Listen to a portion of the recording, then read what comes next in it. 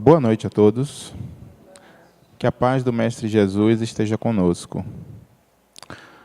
O tema de hoje, como foi falado pela nossa irmã Tamires, é intitulado Compromisso afetivo e moral entre os cônjuges. Mas já advertimos que esse não é um tema voltado exclusivamente para aqueles que estão casados nesta encarnação. À medida que nos debruçamos sobre o tema, a gente começou a perceber que é um tema aderente ao eu espírito. É um tema necessário para o entendimento daqueles que se encontram no relacionamento conjugal e para aqueles que no momento também não se encontram nesse relacionamento. Porque nós, enquanto espíritos, sabemos que passamos por momentos em que estamos com alguém e momentos que não estamos com alguém. E o que mais importa ao nos debruçarmos sobre esse conteúdo é perceber como é importante aproveitarmos o momento em que estamos com alguém e sabermos aproveitar talvez ainda mais quando não estamos. O que deve ser feito, o que tem que ser valorizado. Iniciamos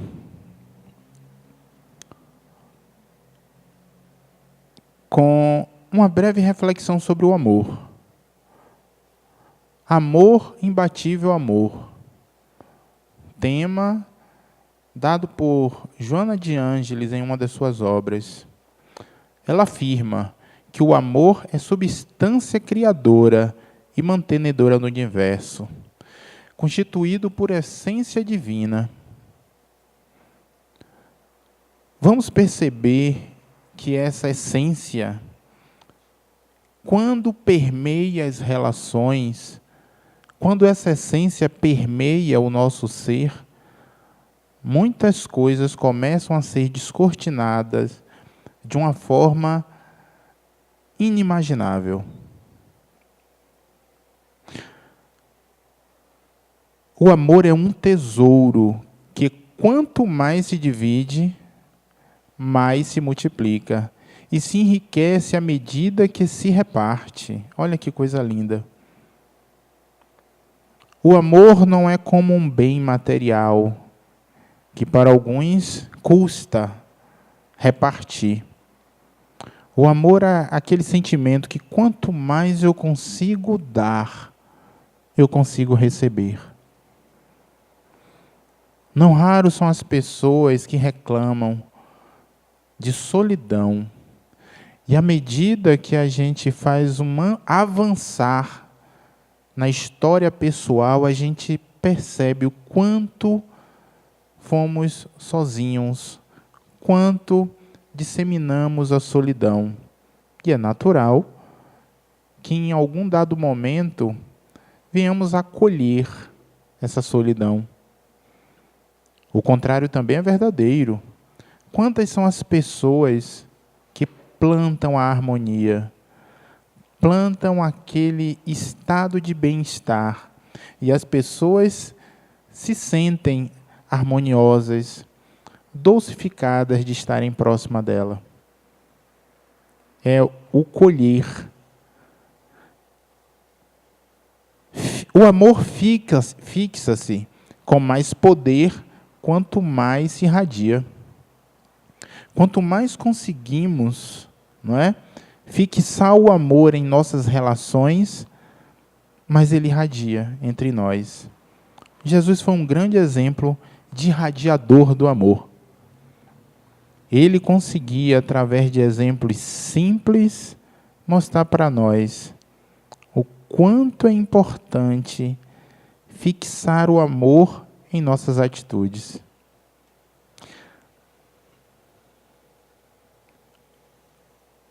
O amor nunca perece, porque não se entibia nem se enfraquece.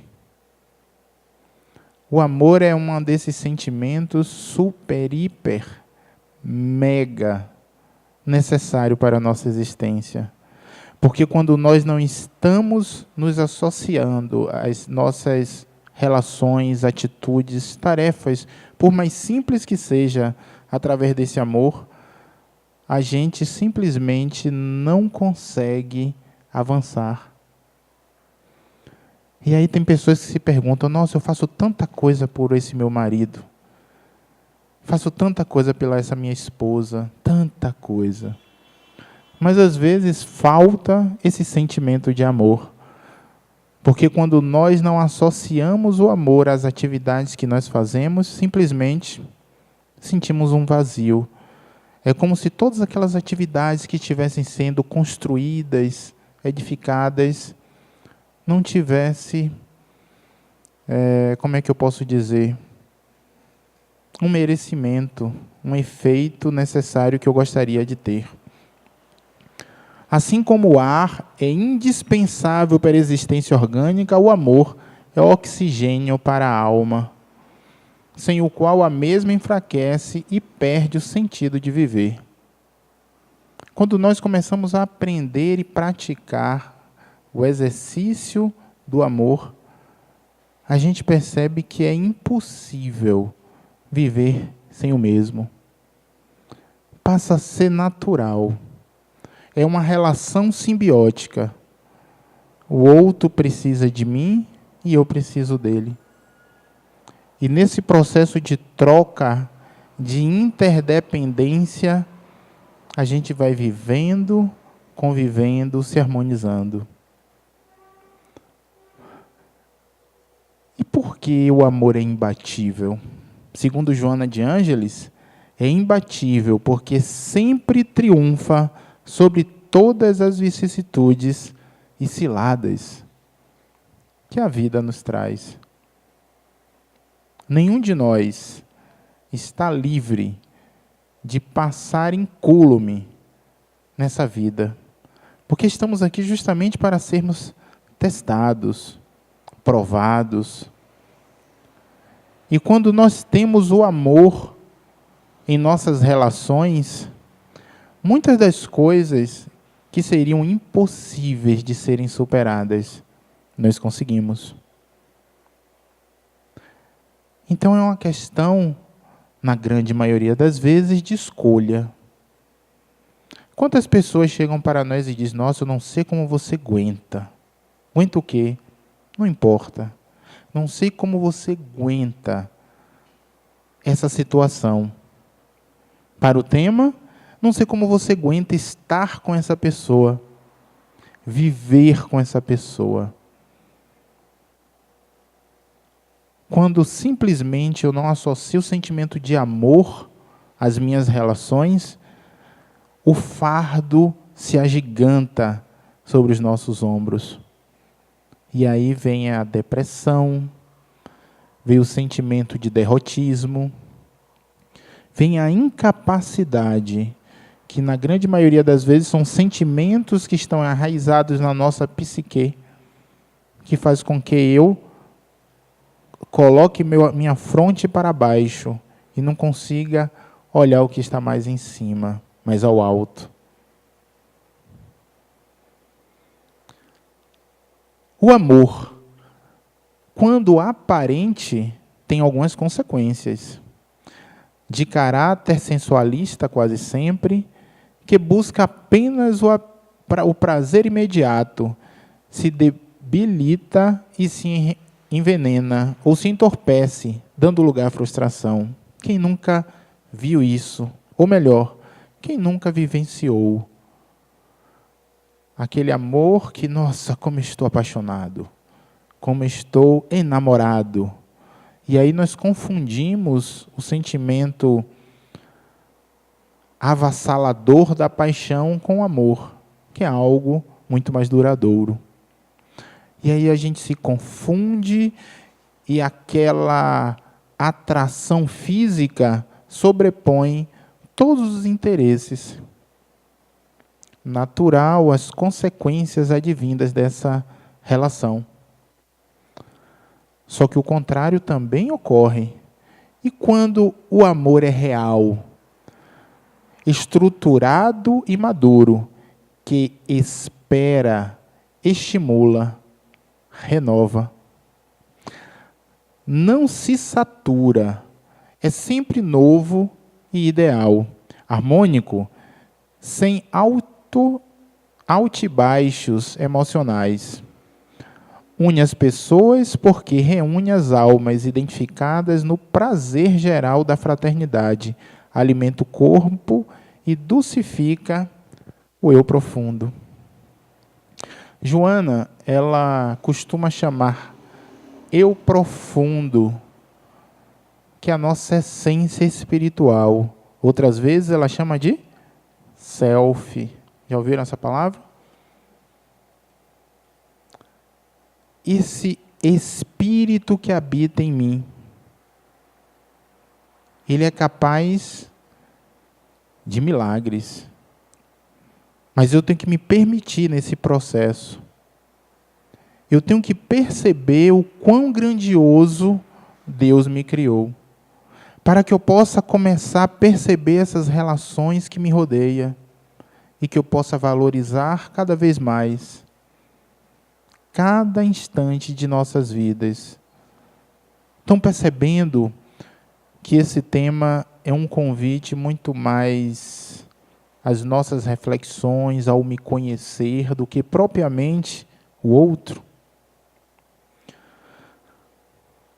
E aí adentramos num cenário de o eu e a ilusão. Porque não raras são as relações que se frustram baseadas na ilusão criada pelo eu. Quem é esse eu? Eu próprio. Eu construo. E em cima dessa ilusão construída, eu mesmo tropeço e caio. A culpa está no outro ou na ilusão que eu enxergo? A trajetória de predominância do ego no ser é larga, melhor dizendo, vastíssima. Entretanto, a descoberta do eu profundo, do ser real, essa é diminuta. Porque não raras vezes ainda nós estabelecemos regras de conduta que faz com que nós valorizemos cada vez mais essa ilusão pregada pelo ego que está presente em mim. Quanto a isso, problema algum. Estamos num processo evolutivo e cada vez mais a tendência é eu reduzir o meu ego para dar espaço a esse ser profundo, o self, o ser espiritual. Vivemos em um mundo em que a ilusão da forma confunde a realidade. Se nós não tivermos cuidado, nós nos deixamos facilmente sermos levados pela roupa da moda, pelas especificações técnicas de um carro, pela beleza de uma casa, pelos adornos que são feitos em determinada vizinhança, pela pompa que um cargo pode nos dar. Tudo isso está pairando ao nosso derredor. São as ilusões.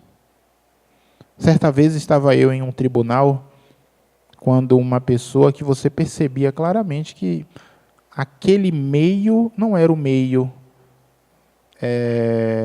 profissional daquela senhora, com roupas muito humildes, ela, caminhando no corredor, tocou a veste de uma desembargadora. E a desembargadora olhou com aquele olhar de desprezo e disse: "Você sabe quem você está tocando?" E a mulher, sem entender nada, ela queria uma informação. Para ela, aquilo é uma repartição pública, que o é, e ela queria informações. Mas a ilusão, muitas vezes, que nos cerca, nos deixa completamente cegos. E aí, à medida que a desembargadora se afastava, chamamos a mulher e perguntamos: em que posso lhe ajudar? Ela queria saber onde ficava determinada secretaria do órgão para tratar de questões pessoais. Mas o fato é, ilusões como essas nos cercam. E cercam-nos também do nosso ambiente conjugal, do nosso ambiente familiar. Crescemos acreditando que o outro veio para me servir. Crescemos acreditando que eu sou inferior àquele que está comigo. E aí fazemos com que essa ilusão nos algeme, nos prenda. E a tendência natural é o sofrimento. O visível e o temporal dominam os sentidos em detrimento do não visível e o atemporal. A gente não consegue perceber o quanto é importante a dedicação, o investimento para aquelas coisas que são eternas. Não raros são os tempos que perdemos para que passemos semanas, meses investindo em coisas que não vamos conseguir levar nas vestes no dia do nosso sepultamento. Quando, na verdade, poderíamos estar aproveitando muito melhor o nosso tempo em investir em coisas que eu possa levar.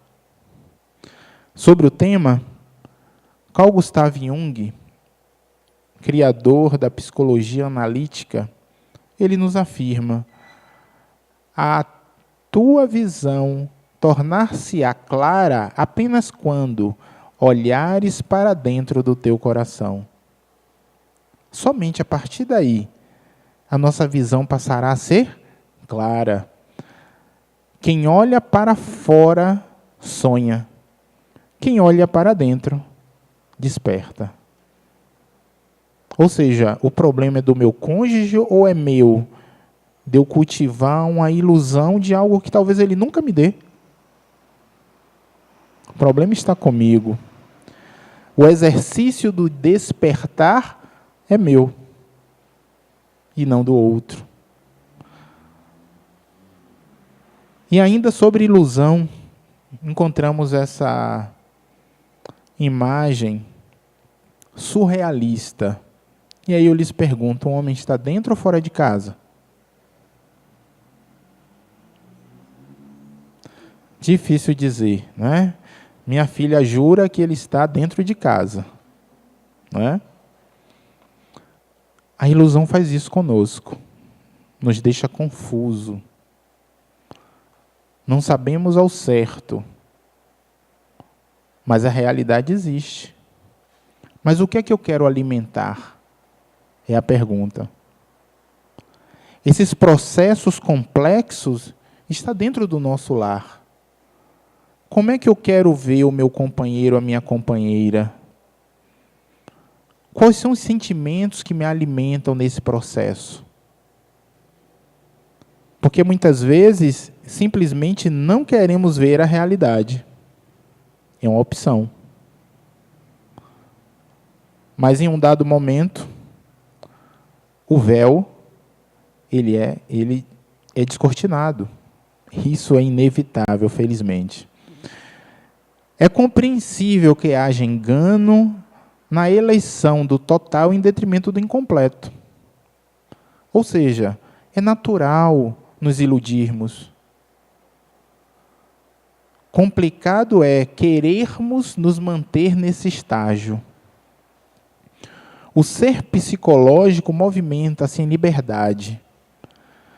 Quantas não são as vezes que nós, seres encarnados nesse presente, vivemos o passado de uma encarnação, que gozamos de prazeres ou de frustrações? Ou vivemos o nosso presente, um futuro que não temos nenhum controle? Esse movimento, o tempo todo estamos fazendo. Mas o que é que o Cristo vem nos orientar? que possamos, através das nossas práticas, viver o presente. Porque vivendo o presente, eu respeitarei o passado que eu tive, de dores ou gozos. Vivendo verdadeiramente o presente, fazendo todo o meu melhor, alguém tem dúvida de como será o meu futuro? Maravilhoso. O problema é que nem sempre queremos atuar na realidade que nos cerca. Entretanto, momento chega a todos os seres em desenvolvimento psicológico no qual se recorre à busca espiritual. Podemos fugir de nós o tempo que quisermos, mas em algum momento vem a necessidade de nos completarmos, nos conhecermos. E esse momento pode chegar de forma doce, como pode chegar através de frustrações lamentáveis, dores lacinantes. Mas tudo dependeu das minhas escolhas. E ainda sobre o processo de ilusão, no Livro dos Espíritos, questão de número 939, os Espíritos esclarecem: duas espécies há de afeição, a do corpo e a da alma, acontecendo com frequência tomar-se uma pela outra. Quando pura e simpática, a afeição da alma é duradoura, efêmera é a do corpo.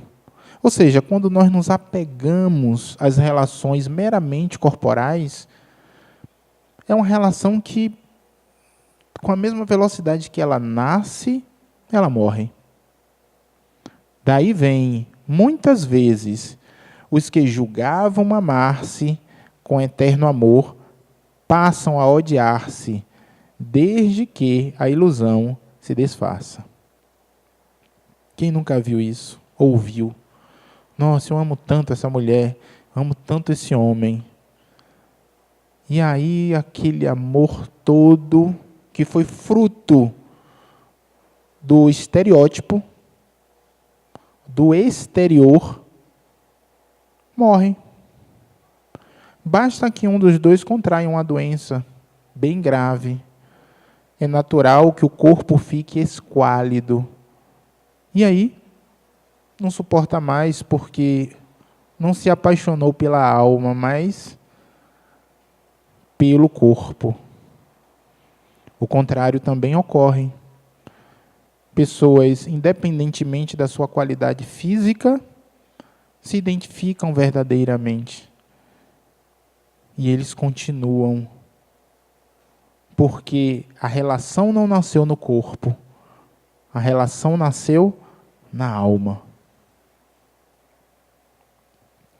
Até aqui todos estão compreendendo? Tem sentido o que estamos falando?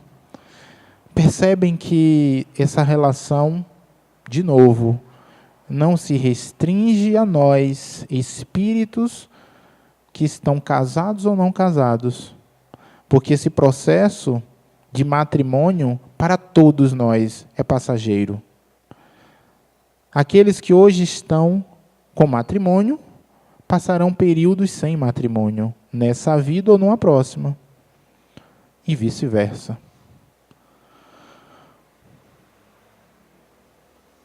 O matrimônio também é uma grande oportunidade de reconciliação. Lembrando Mateus capítulo 5, versículo 25 a 26.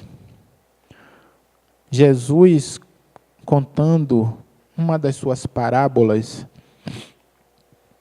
ele lembra: reconciliai com os vossos o mais depressa possível, porque chegará dia que, enquanto estamos a caminho, é importante aproveitar esse momento da reconciliação, porque, caso contrário, seremos entregues ao juiz. O juiz nos entregará ao oficial de justiça, e o oficial de justiça nos colocará na prisão. E de lá só sairemos quando for pago o último centil. Não é assim que narra? A doutrina espírita vem nos esclarecer essa parábola de forma extremamente iniludível. Ou seja, não há dúvidas de que, quando Jesus afirma, vai e reconcilia-te com os teus adversários o mais rápido possível, para que vós não sejais entregues ao juiz. Quem é o juiz? Na interpretação espírita, o juiz é a nossa consciência. E para que a consciência não lhe entregue ao oficial de justiça. Quem seria o oficial de justiça? Os nossos irmãos espirituais mais superiores que nós, que nos ajudam a fazer o planejamento reencarnatório. E para que não sejam colocados na prisão, porque de lá só sairá depois que pagar o último centil. Adivinha onde é a prisão? Sejam todos bem-vindos. Não é? Todos nós estamos passando por uma prisão temporária. E só passaremos e encerraremos esse período de encarnação depois que pagarmos o último centil. Só que existe a prisão da prisão. Imagine vivermos sem amor, sem qualquer relação afetiva dentro de uma casa, dentro de um lar. Então, além da prisão corpórea, temos a prisão física, a prisão psíquica, que todos nós podemos estar vinculados. Na lei antiga, a figura do perdão é apresentada como conquista mediante retribuição. Ou seja, o perdão só era dado a partir do momento que houvesse uma paga. Olha, para você me perdoar, tome aqui isso, paguei, pronto, não lhe devo mais nada. Era assim, que era pago e resolvido as questões de perdão. À luz da psicologia profunda, o perdão é superação do sentimento perturbador do desforço.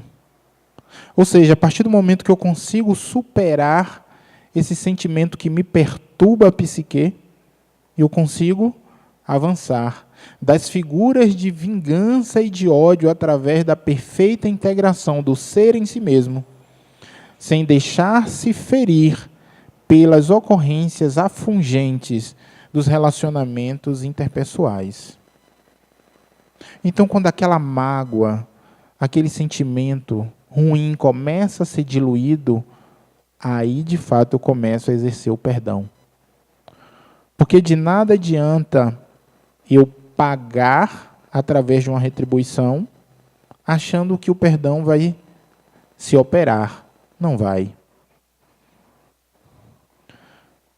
E aí a pergunta que eu lhes faço: temos livre-arbítrio no processo de reconciliação?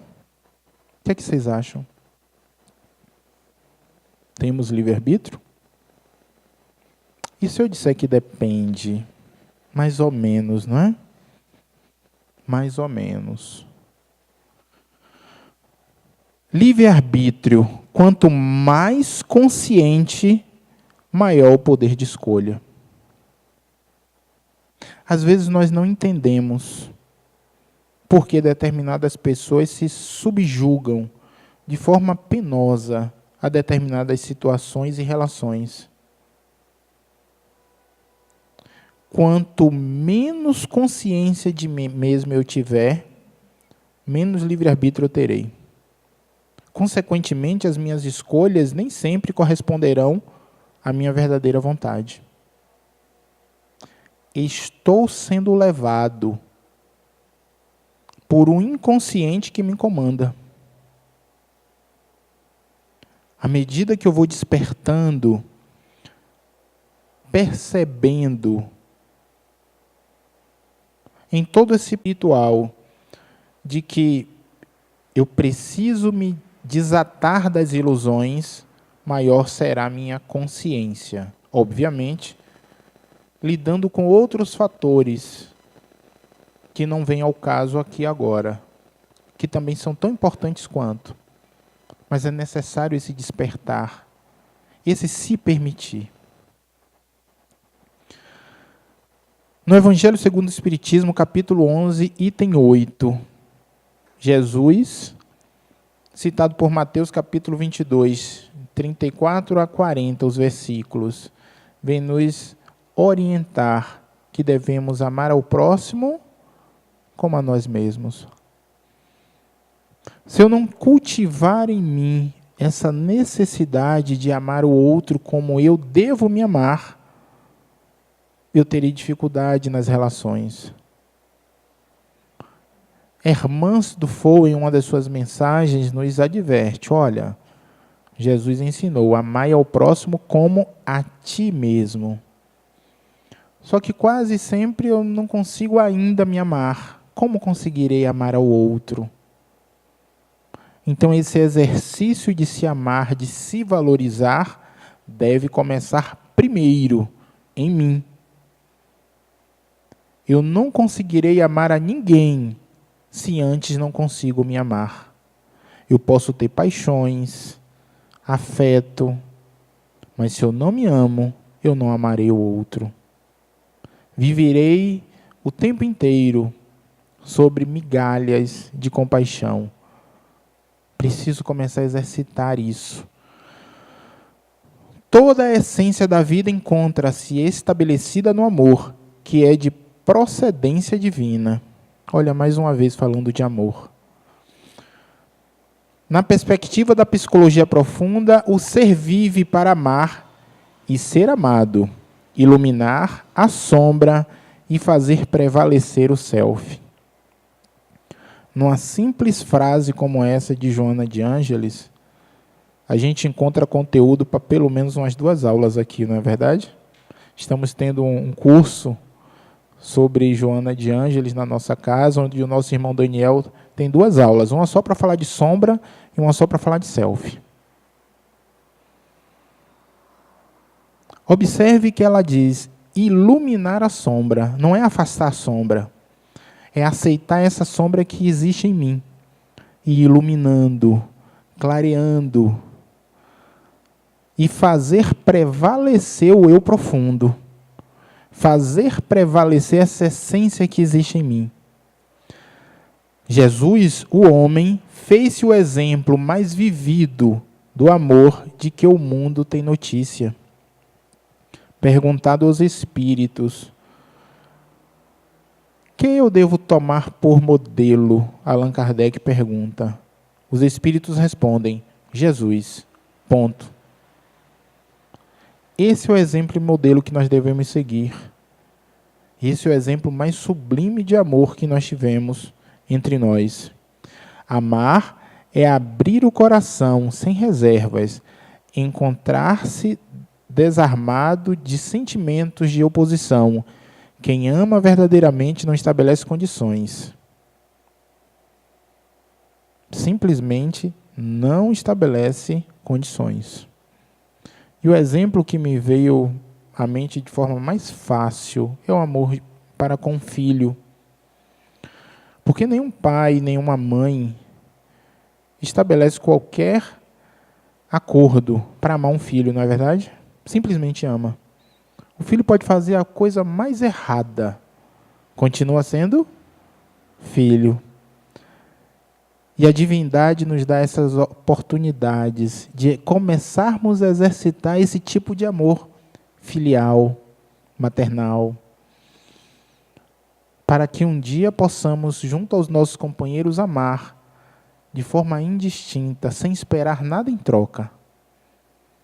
Chegará um dia que esse mesmo amor existirá entre os irmãos, entre desconhecidos. Olha, quando chegarmos nesse grau, não é? Um dia chegaremos. Mas como a espiritualidade sabe que nós temos muita dificuldade ainda de exercer isso, nós começamos com exercícios básicos. com filho, com cônjuge, com irmãos e por aí vai. O amor não mente, porque a sua é a estrutura da autenticidade. Sempre aberto e claro, possuidor de quase infinita capacidade de paciência e compreensão. À medida que estudávamos esses textos de Joana, me intrigou essa palavra quase. Até mesmo para amar. Ela, uma das grandes estudiosas do Evangelho do Cristo, estabelece limites. Limites para essa capacidade de paciência. Limites porque considera e respeita o outro, sabendo que chegará o momento em que ele despertará. Mas não temos a obrigação de viver ainda enquanto o outro não desperta o mínimo de estarmos o tempo inteiro nos colocando sempre à disposição. Vamos ajudar sempre, mas com um certo limite, para que também o outro possa galgar com os próprios pés esse avançar. No Livro dos Espíritos, Allan Kardec pergunta: qual seria para a sociedade o resultado do relaxamento dos laços de família? Os Espíritos respondem: uma recrudescência do egoísmo. É muito natural e até respeitável opiniões em sentido contrário. Só que os Espíritos não perdem muito tempo na dialética. Quando nós buscamos, através do nosso comportamento, nos afastarmos de algo que é natural para o espírito que está em processo de evolução, que é o congraçamento, a união entre seres, é porque no fundo ainda estamos exercitando o nosso egoísmo, praticando. Porque é muito mais fácil vivermos sozinhos, não tem ninguém para incomodar, não é? Mas uma das belezas do matrimônio é justamente ter alguém para incomodar, para nos tirar do sério, testar a nossa paciência, fazermos avançar passos largos no processo evolutivo. Allan Kardec então pergunta: será contrário à lei da natureza o casamento, isto é, a união permanente de dois seres? Porque o casamento, do ponto de vista jurídico, legal, religioso, é uma criação do homem. Então, Allan Kardec vai lá no justnaturalismo perguntar: isso tem relação com a natureza humana? Os Espíritos esclarecem: é um progresso na marcha da humanidade. Ou seja, é algo sim criado pelo homem, mas faz parte de um progresso. Faz parte de um adiantar. Tempo existiu que isso não era natural, mas à medida que nós fomos amadurecendo, passou a ser. Que efeito teria sobre a sociedade humana a abolição do casamento? Os Espíritos respondem: seria uma agressão, seria uma regressão à vida dos animais. Seria como se nós dessemos um passo atrás no nosso processo evolutivo e voltássemos a viver como animais. Nesse intrincado processo de relações conjugais, nós temos as relações que não podemos descartar entre passado, presente e futuro.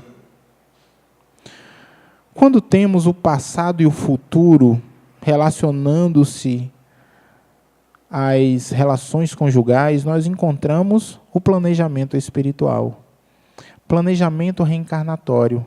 Nenhum de nós estamos juntos, nenhum de nós nos atraímos pelo outro, nenhum de nós optamos durante uma fase de nossa vida em ficarmos sozinhos, se não fosse esse plano reencarnatório. E qual é a relação existente nesse processo entre passado e presente? São as questões singulares. É o pagamento das dívidas, são os acordos feitos do passado, que permite estabelecer essa relação entre o passado e o presente. E entre o futuro e o presente, as necessidades evolutivas em geral.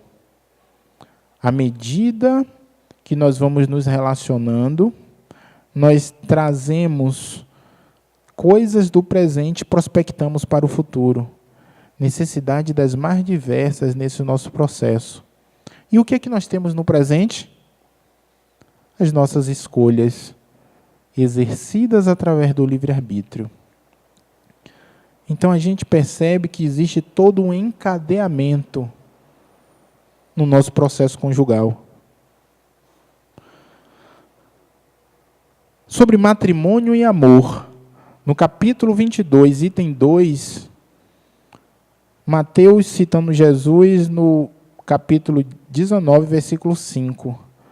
Por isso deixará o homem pai e mãe, e ajuntar-se-á com sua mulher, e serão dois numa só carne.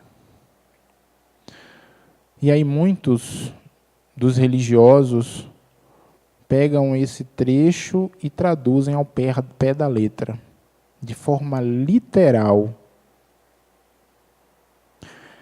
É necessário vermos essas palavras com um pouco de poesia,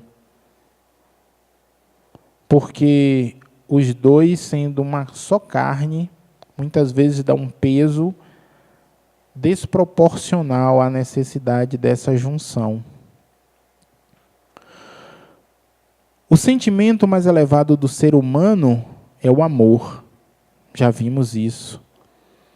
O amor é a essência divina, capaz de superar todas as dificuldades que possamos imaginar. Expande-se o amor em formulações de múltiplas facetas.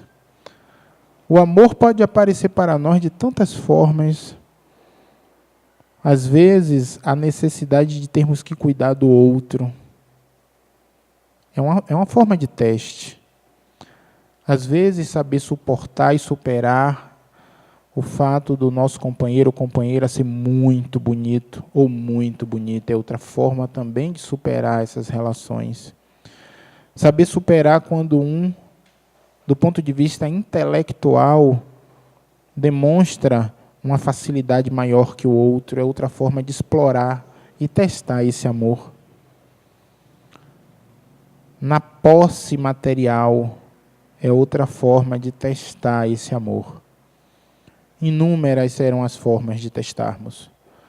Caberá a nós o contato com o Evangelho e o cruzamento dessas necessidades que nós vamos ter e juntos passar a superar.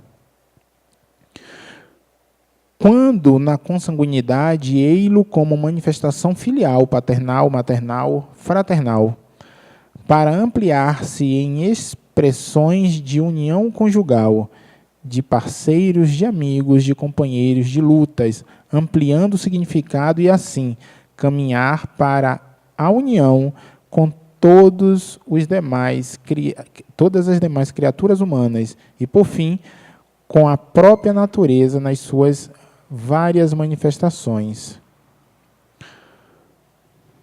Essa relação pode simplesmente começar através da consanguinidade, mas ela vai se avançando, vai se dilatando através das relações espirituais.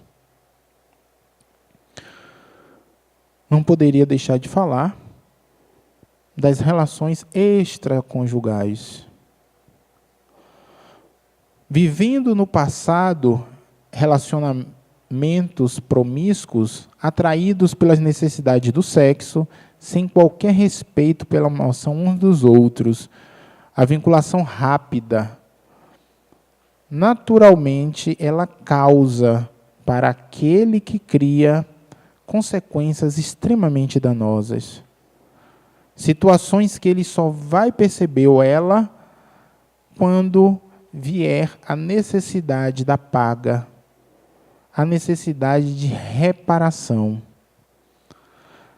O contrário também ocorre. À medida, porém, que o ser adquiriu consciência da sua realidade e avançou na conquista, o matrimônio foi estabelecido como forma de frear os abusos e dilacerações afetivas.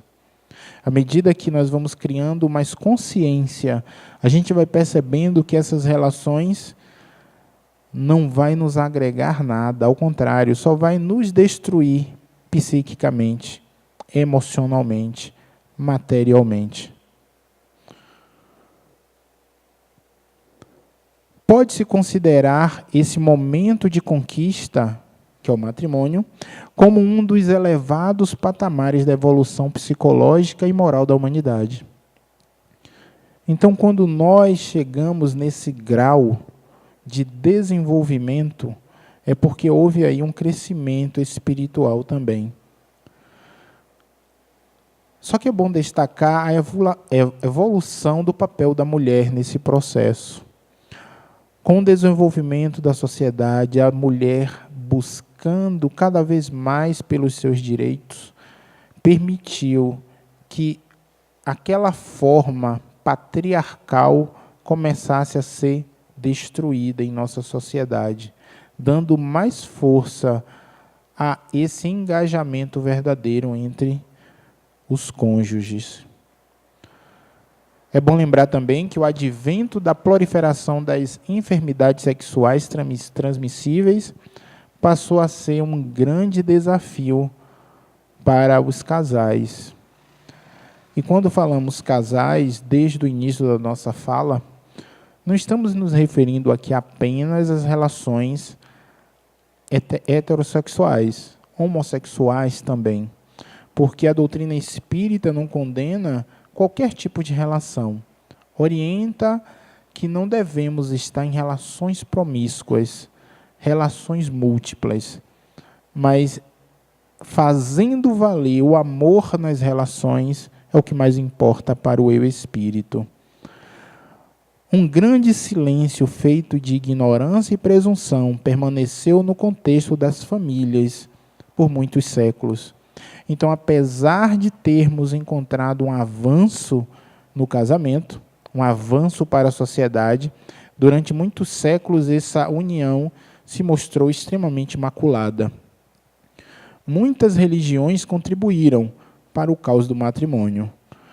Matrimônios esses servindo de fachadas, onde, na verdade, o que deveria elevar o espírito fazia-o degradar ainda mais. Matrimônio já foi e é utilizado para atender a interesses e paixões ambiciosas. Estamos hoje corrigindo hábitos medievais. Ainda temos muito a avançar, muito a caminhar.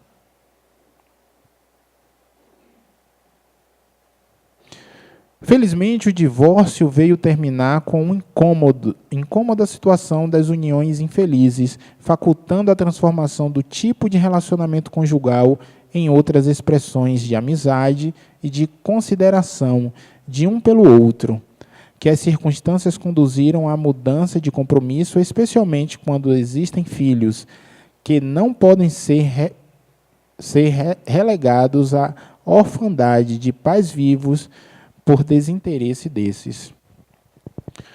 A doutrina espírita, ela nos mostra de forma muito clara que quando nós temos um relacionamento que não existe mais amor, não existe mais condição de coabitação, muito melhor para aqueles dois que haja o divórcio.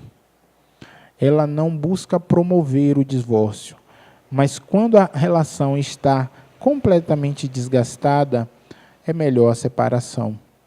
E Joana ainda lembra a relação dos filhos, porque dessa relação que um dia foi aparentemente promissora, tiveram os filhos originados dessa relação. Então, para eles também é muito melhor esse processo de desenlace. Somente a lei de amor é portadora dos valores que preservam o matrimônio. Então, enquanto existir amor, enquanto existir afeto, há esperança. Diluiu-se essa essência fundamental, não há que se falar em matrimônio. Indispensável que os conteúdos psicológicos de cada qual se encontrem em harmonia, sincronizando-se o ânimos da mulher com a sua feminilidade e a ânima do homem com a sua masculinidade, sem que haja predominância arbitrária de qualquer um deles.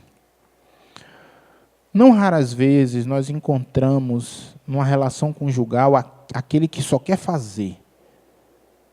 Encontramos aquele que só quer ficar submisso. Nessa relação, é muito importante buscarmos essa harmonia, para que não haja contrapesos, nem para um lado, nem para o outro. Essa criação de figuras arquetípicas trazidas por Jung, o ânimas e o ânimos é uma dessas figuras infinitas de arquétipos.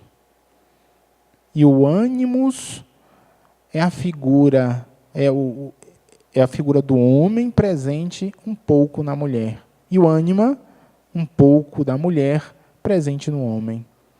Então, Joana vem nos esclarecer que quando há esse desequilíbrio, há problemas nessa relação conjugal. Nessa identificação de conteúdos psicológicos, os dois seres fundem-se emocionalmente, trabalhando-se pela plenitude sexual e emocional, daí resultando a saúde moral que deve vigir em todas as uniões.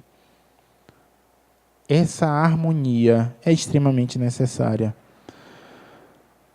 Compulsando uma obra de Chico Xavier, existem vários espíritos que ajudaram Chico a psicografar essa obra intitulada Roseiral de Luz. Olha só que pérolas nós encontramos. A paixão, quando aparece, colocada a mente insegura, numa febre prolongada, só casamento é que cura. Casamento de viúvos é fácil de compreender. Se o homem tem novo amor, mulher também pode ter. Só poderia ser da maravilhosa Chiquinha Gonzaga. Enquanto espírito, não deixou de ser controversa, não é? Trazendo sempre as suas... moderna, não é? Trazendo sempre as suas evoluções. O casamento perfeito sobre a terra é sempre assim. Eu sempre a brigar com ela e ela sempre a falar de mim. Espírito Juvenal Galeno. Casamento perfeito, não é? Esse espírito intitula. Mostrando para a gente que é normal essa relação. O que não quer dizer que não vamos buscar superá-los. O casamento tem hora, tudo pensa entre dois, mas se o sexo vem antes, sofrimento vem depois. Ou seja, é aquilo que nós falamos do corpo, né? Querem endeusar o corpo vem primeiro, o sentimento vem depois, sofrimento vem antes nesse caso. Da castalheira da vida, ante o homem desatento, só encontrei um tesouro, a joia do casamento. E ainda nessa mesma obra, Mundo Novo, a ser sincero, é questão que não deslindo, casamento quase zero e a criançada surgindo. Ainda que os casamentos... Observe que esse livro foi publicado em 1988. Uma tendência natural de alguns não buscarem um casamento, mas isso não vai deixar com que os espíritos cheguem entre nós. E uma outra obra intitulada Na Era do Espírito, publicada em 1973, encontramos esse achado. Os namorados são sonhos entre a verdade e a ilusão. Se chegam ao matrimônio, o lar revela o que são. Mas pura verdade. Então, se ainda estamos naquele mundo dos sonhos, vamos para casa, ver como de fato a realidade se opera. Nós concluímos falando sobre compromisso afetivo e moral entre os cônjuges. O matrimônio, portanto, à luz da psicologia profunda, continua sendo um rumo de segurança para os indivíduos. Rumo de segurança quando pautado no amor. Não se trata, portanto, de um compromisso formal, mas de uma união enraizada em sentimentos de alta potência emocional. Quando nós buscamos de forma verdadeira esse contato e esse crescimento, que não é apenas do outro, é meu também, esse matrimônio só tende a crescer prosperamente do ponto de vista espiritual. Não vamos esquecer da lei de causa e efeito, porque através de tudo que nós fazemos, nós vamos ter a retribuição. Tudo que nós fizemos lá no passado, recebemos a boa paga nesse momento. O matrimônio é um compromisso sério que deverá sempre ser resultado de seguro amadurecimento, precedido de reflexão profunda e dever emocional para consigo e para com o próximo, a fim de que sejam os dois seres uma só carne. Encerramos nossas reflexões com uma passagem de Inácio Ferreira. Inácio Ferreira, em uma das suas obras, nos esclarece. Quando você nasce, recebido no lar, todos riem e só você chora. Viva de forma que quando você desencarne, todos chorem e só você ria.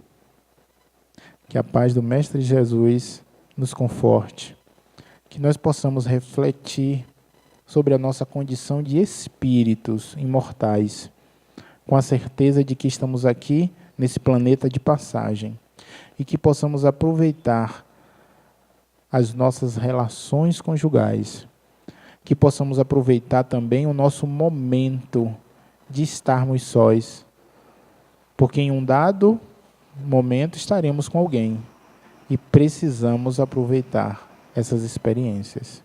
Que a paz do Mestre Jesus esteja conosco.